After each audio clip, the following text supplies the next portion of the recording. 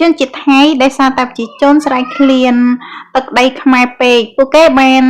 យកទឹកដីប្រទេសកម្ពុជារឿងរ៉ាវប្រទេសកម្ពុជាគឺជាទីនយោបាយដើម្បីប្រមូលស្លឹកឆោពីប្រជាជនចំណេះថាគឺស្រែកឃ្លានប្រទេសកម្ពុជាយើងមែនតើការឈ្លានពានមិនមែនជារឿងមួយថ្ងៃពីរថ្ងៃដែលពួកគេធ្វើនោះទេតែពួកគេរៀបចំគម្រោងជាយូរមាន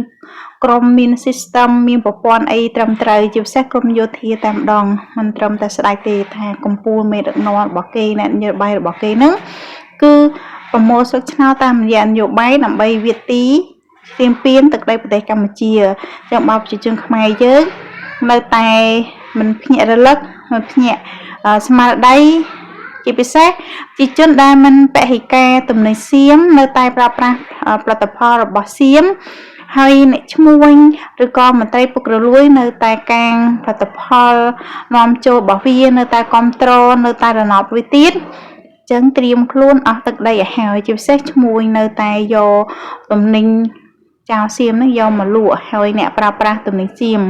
ខ្ញុំជឿថាប្រជាជនធម្មតាប្រហែលជាឆ្អែតចិត្តហើយគេមិនប្រើប្រាស់នៅទេហើយជាពិសេសអ្នកដែលមានលុយអ្នកអីចឹងគឺខ្លះនៅតែប្រើដូចថាញៀនជាមួយនឹងរបស់ចៅសៀមណាចឹងយើងគឺជាទី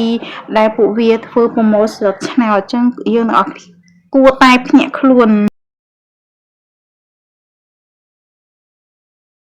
វិលមកជឿចកងជឿចកែចុកដៃចុកជើងសឺសាឡាជឿដែលសាច់ដុំប្រះសាមឆ្អឹងអីនេះនិយាយទៅមានបញ្ហាច្រើនមកតតងសាឡាស្អីស្ពឹកបាដៃស្ពឹកបាជើងចុករុយកកប់សរសៃអីហ្នឹងបងប្អូនមិនចាំប្រើផលិតផលរបស់តែលេខ2លេខ3លេខ4អីទេផលិតផលរបស់ម៉ែយើងមានគ្រប់ម៉ាកគ្រប់គឺអញ្ចឹងយើងជួយគ្នាប្រើម្នាក់1ឡូមក10ពី10ក៏បានដែរឬក៏យកទៅលក់បន្តក៏បានដែរខាងខ្ញុំមានបោះដុំរាយ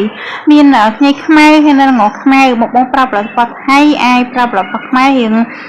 ងក្តៅតិចប៉ុន្តែជួយគ្រប់គ្រងផលិតផលក្នុងស្រុករីចម្រើនទាំងអស់គ្នាណា